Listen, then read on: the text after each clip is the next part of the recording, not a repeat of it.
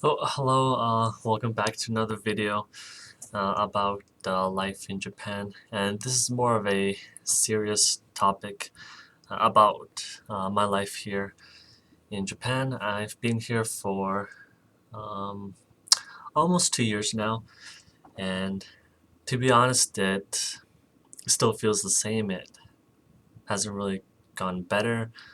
It's not different. It's not worse. It's the same. And lots of people who are teachers or planning to stay here long term uh, ask that a lot. Like, does Japan get better? Does it change? Or so on. But to be honest, it's still the same. And anyone could argue that 2 years is not a very long time to know your life here. But to be honest, I think it's enough. And for my life here, I haven't really shared about my personal life here. I've shared my experiences, but not like how I personally felt about those things. So the first thing I want to, or probably the main thing I want to mention, is how people view me in Japan. So straight off the bat, I'm sure most of you know I'm not Japanese. I'm from Canada.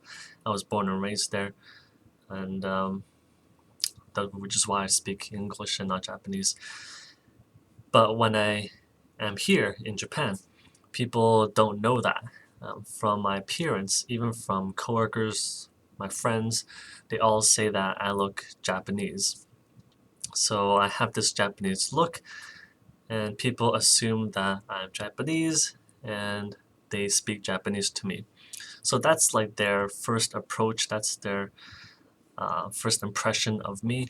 It's to speak Japanese and to treat me as if I were Japanese, which is not the case.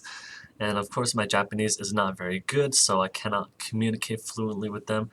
And from that, they know that, okay, so this is not a Japanese person, he's probably someone else or whatever. That's where we get into the problem. Because they assume that I'm not Japanese, they assume I am something else instead. So I am always asked, so where are you from? And where were you born, even? And I would say, oh, okay, well, I'm from Canada. And they'll say, like, where are you from? I was like, I was born there. I was raised in Toronto. So just little things like that. They try to nitpick you, and they even mention comments like, oh, you don't look Canadian. And oh, are you sure you're Canadian? Like, yes, I'm sure. I'm 100% sure. I have my birth certificate here. Do you want to see it? So, just those little things, and it doesn't stop. And especially with someone like me, again, I'm not saying that every person will experience it, but someone who is like me, this middle ground person, will experience things like this.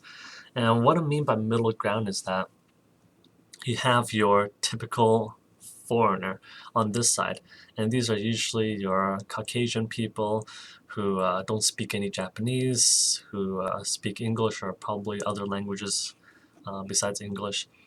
And they give off this vibe like they're different. Could be good or bad thing, whatever you think of. So you have that group of people here. Then you have this other group of people who are Japanese people. And these people, of course, they look Japanese, they speak Japanese, and they act Japanese. So again, people here and people here. However, for me, I am a mix of these two things, and at the same time, I'm none of these things. So I'm a foreigner because I speak English, and I'm not from Japan, and I hardly speak Japanese. And also, I'm here because I look Japanese and I try to act Japanese through their customs and mannerisms. So, again, I'm both of these things, and at the same time, I'm none of these things, which is why my life here essentially sucks. So, to put it bluntly, it really does suck, and it's hard to make friends, it's hard to meet people because they have these expectations of you being in either of these groups. And some people, they love foreigners. And if you mention, oh, you're from Canada or whatever, it's so cool. And yeah, they will embrace you because you are from Canada or whatever. And you have this other group of people. Again, if you are Japanese, speak Japanese, you look Japanese, it's easier for them to communicate because most of them can speak English well. So if you are able to speak Japanese to them, and since you look Japanese, you're just more welcoming and or an easier person to approach than a foreigner. So again, I am part of these two things, but I'm none of those things. So where does that leave me? Well, when meeting friends, they have expectations. So if you are, like let's say me, people, they come to expect that, okay, so he's from Canada, he's this, and that. And once they see me or once they meet me, they're like, hey, so I thought you were Canadian. What happened? Of course, they didn't say that, but just paraphrasing. Anyway, so something like that, and I'm like, oh yes, I'm from Canada, I'm not Japanese. And then it seems like I just shattered their worldview on what this foreigner should be. Of course, not in a good way that I did it, but almost like I disappointed them that I'm not Canadian or something like that.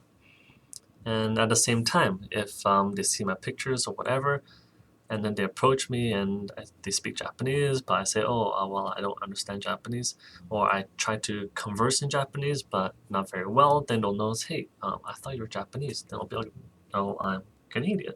And then again, I shattered their opinions about of who I am. So at the same time, I'm like um, I'm like this figure of disappointment for everyone. Uh, I disappoint the Japanese people who want to meet other Japanese people, and I disappoint the Japanese people who want to meet foreigners. And I don't win from any of those situations, and there's clearly no benefit for me from all of that. So how do I deal with it? Well, uh, I just ignore those things and just do hobbies and read, go to cafes, watch movies, things like that.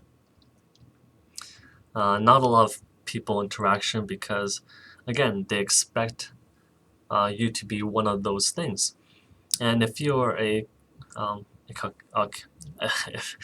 you're a Caucasian or someone from Europe who has a clear visual appearance of a foreigner, again, I'm trying to show that Japanese people are racist, but they do have this kind of view of foreigners to be like this if you're from that country, or be like that if you're from that country, and so on.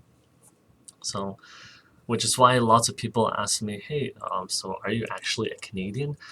Because they view Canadians as Caucasian people. But at the same time, those are not true Canadians. They're actually people from the UK originally, from Canadian history. And if they're seeking true Canadians, then they would be seeking the Native Americans in Canada. So in that regards, they are still not true in their view of Canadians. And even Toronto got voted as the #1 most multicultural city in the world. So just a little fact there. And yeah, just those little things, it's hard to adjust and live a satisfying life here because people will have these expectations if you don't look like a foreigner, and at the same time you're trying to act Japanese, but not Japanese, of course. So it's not really like a rant, but it's just my thoughts on my life here, and of course it's not going to get any better.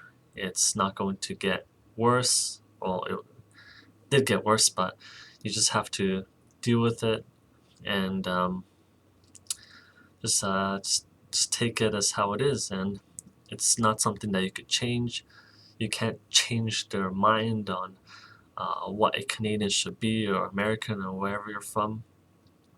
You can only change their view of who you are, and even then they would still be so imposed to their own ideas of what you should be based on A, B, and C, and what you can't be because you are not A, B, and C, or X, Y, Z, I mean.